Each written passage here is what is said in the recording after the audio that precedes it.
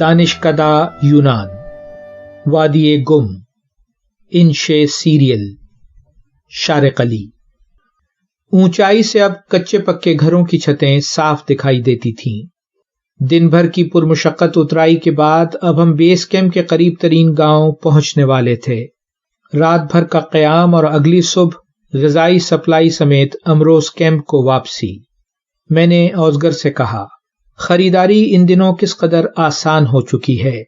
اس نے جواب دیا، اس آسانی کا آغاز 620 قبل از مسیح میں چین میں سکے کی ایجاد سے ہوا تھا۔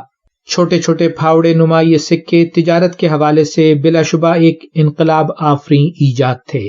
دوسری جانب بیبیلون میں 650 قبل از مسیح میں شاہ نیبوچادریزر نے بابل شہر کے ارد گرد دیواریں کھینچ کر خوبصورت باغات تعمیر کر لیے تھے۔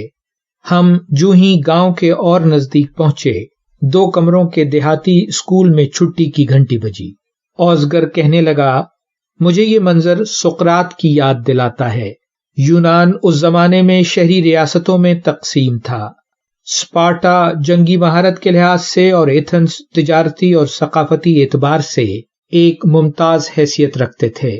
جب ایرانیوں نے، جو اس زمانے کی مشرقی طاقتوں میں سب سے زیادہ طاقتور تھے، یونان پر حملہ کیا تو اسپارٹا اور ایتھنز نے متحد ہو کر کامیابی سے یونان کا دفاع کیا تھا۔ جلد ہی ایتھنز اپنے علم و دانش، ثقافت اور فن تعمیر کے حوالے سے پوری دنیا کی ثقافت پر اثر انداز ہونے لگا۔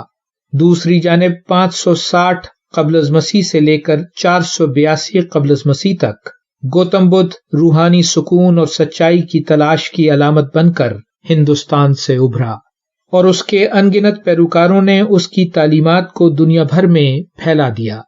500 قبل از مسیح میں یونانیوں نے تیز رفتار جنگی کشتیاں بنائیں جو بادبان اور درجنوں ملاحوں کے چپوؤں سے چلتی تھیں، اور یوں سمندروں پر ان کی بالادستی قائم ہوئی۔ میڈیٹرینین کے تاجروں نے حساب کتاب میں آسانی کے لیے 450 قبل از مسیح میں ایبیکس کیلکولیٹر کا استعمال کیا۔ ایتھینا دیوی کی عبادت گاہ پیراتھینون کی تعمیر 438 قبل از مسیح میں ایتھنز میں مکمل ہوئی۔ لیکن شاید ساری دنیا کے لیے یونان کا سب سے بڑا تحفہ سقراط کے افکار ہیں۔